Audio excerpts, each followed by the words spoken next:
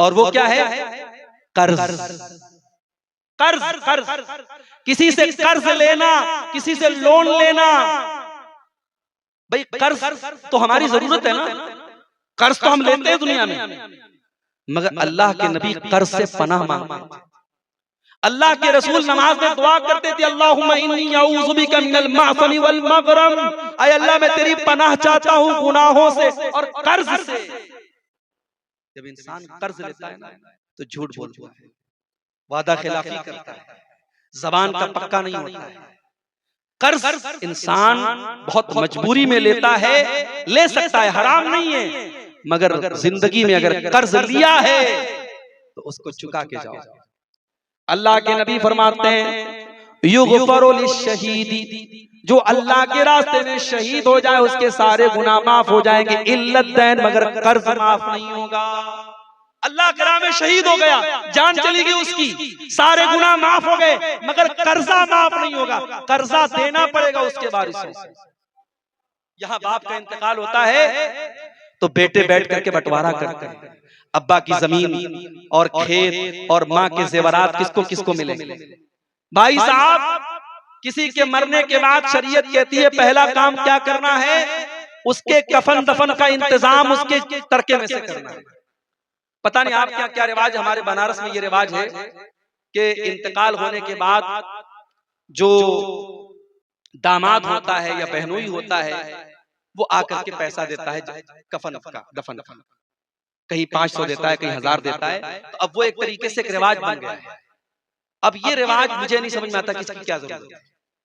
भाई अगर मैयत के वारिसीन में से, जाहिर है कि मैयत का जो बहनोई है या उसका समधी है वो तो वारिस भी नहीं है, जो मैयत का वारिस है, बेटा है, बाप अगर जिंदा है तो बाप है, माँ जिंदा है तो माँ है, जो वारिस हो रहे हैं अगर वो अपनी खुशी से मैयत के जनाजे में ताउन कर दे अलग बात है, वरना पहला हक क्या है कि मैयत के तरके में से हम कफन दफन का इंतजाम करें। दूसरा काम कफन दफन करने के बाद मैयत के कर्जे की अदायगी। कर्जा यहाँ सबसे लास्ट में अदा होता है, पहले बंटवारा होता है, उसके बाद हाँ अब्बा के ऊपर कर्जा कितना, पहले पता करो कर्जा कितना था, पहले कर्जे को अदा किया जाएगा। उसके बाद नंबर 3, मैयत ने अगर वसीयत की है मदरसे में इतना दे दिया जाए, कॉम्प्लेक्स में इतना दे दिया जाए, मस्जिद में इतना दे दिया जाए, तो 1/3 1/3 से ज्यादा हम वसीयत में नहीं देंगे। अगर अब्बा ने ज्यादा वसीयत की है तब भी हम 1/3 तक देंगे, उससे ज्यादा नहीं देंगे। मान लो अगर मैयत 3 लाख रुपया छोड़ के गया है तो 1 लाख रुपया उस वसीयत की जगह पे खर्च किया जा सकता है। अब उसके बाद जो अमाउंट बाकी बचा, जो जायदाद बाकी बची, उसमें मैयत को हम उसके तरके को तकसीम करेंगे। ये है शरीयत का तरीका। आज क्या होता है, लोग कर्जा लेते हैं और उस कर्जे को लिखते नहीं। आपको एक नुक्ते की बात बताऊं, कुरान की सबसे लंबी आयत आयत दैन है, सबसे लंबी आयत, और उस आयत दैन का खुलासा ये है कि जब भी कर्जा का लेन देन करो तो नोट कर लो, लिख लो। अगर औलाद को बताया नहीं है तब भी औलाद बाप की डायरी देख के समझ जाए कि मेरे बाप ने कितना कर्जा लिया था। तो कर्जा अगर 100 रुपया भी लिया है मेरे भाई तो उसको लिख लो। और कर्जे की अदायगी के बगैर आप अल्लाह के चले गए तो जब तक कर्जा अदा नहीं होगा मगफरत नहीं होगी। अल्लाह के रसूल फरमा रहे हैं युगफरु लिश्शहीद कुल्लु ज़ंब, शहीद के तमाम गुनाह माफ हो जाएंगे इल्लत दैन, मगर कर्जा माफ नहीं होगा। और दूसरी हदीस में है कि अल मय्यतु मुअल्लकुम बिद्दैन, मुर्दा कर्जे की वजह से मुअल्लक रहता है, उसकी मगफरत रुकी रहती है जब तक कि उस कर्जे को वो अदा न करे।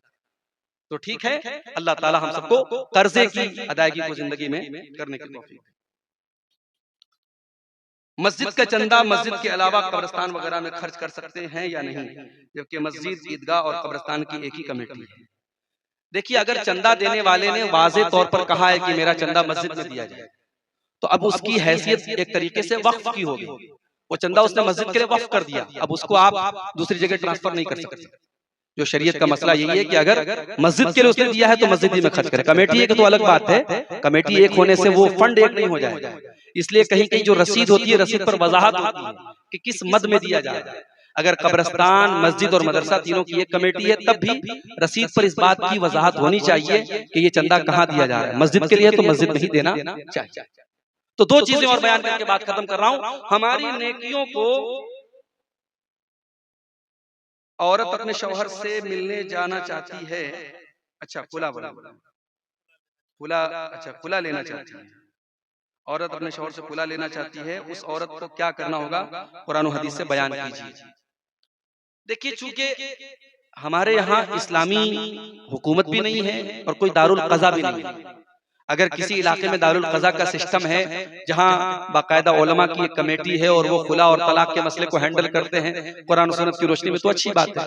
अगर दारुल क़ज़ा वगैरह का सिस्टम नहीं है, जैसा कि आम तौर से नहीं है, तो इलाके के जो जिम्मेदार उलमा हैं और जो साहिबाने अम्र हैं, जो नेक और दीनदार लोग और समाज के सरबराह लोग हैं, उनको बिठाया जाए और औरत एक एप्लीकेशन लिखे, एक दरखास्त लिखे कि मैं अपने शौहर से खुला लेना चाहती हूँ। और शौहर की रजामंदी भी जरूरी है। शौहर को बाकायदा कमेटी के लोग बुलाएंगे और उनके सामने औरत का ये प्रस्ताव रखेंगे कि तुम्हारी बीवी तुम्हारे साथ नहीं रहना चाहती, खुला लेना चाहती है। उसके बाद अगर शौहर कहता है कि ठीक है, अगर मेरी औरत खुला लेना चाहती है तो ठीक है, वो ले ले खुला, मैं नहीं रखूंगा उसको, तो अब उसके बाद एक तहरीर तैयार हो जाएगी कि हम तमाम उलमा और तमाम मुआशरे के जिम्मेदार लोगों की मौजूदगी में फलाना बिन्ते फला का खुला कराया जा रहा है। और उस खुला के बाद एक हैज की इद्दत गुजारेगी औरत, एक बार उसको पीरियड आएगा, फिर जब वो पाक हो जाएगी उसके बाद वो कहीं और निकाह कर सकती है। यही खुला का मसला है। अल्लाहु आलम बिस्सवाब। तो नेकियों को बर्बाद करने वाली दो चीजें और बयान करके बात करते हैं। शराबी आदमी जो शराब पीता है, उसकी नेकियां भी खतरे में। शराब पीने का जो गुनाह है वो तो है, शराबी की नमाज कबूल नहीं होती। अल्लाह के नबी फरमाते हैं, तिर्मिज़ी की रिवायत है, मन शरीबल खम्रा ला तुक़बलु लहू सलातु 40 सबाहन, जो इंसान शराब पीता है उसकी 40 दिन तक की नमाजें कबूल नहीं होती हैं। फ़इन ताबा ताबल्लाहु अलैहि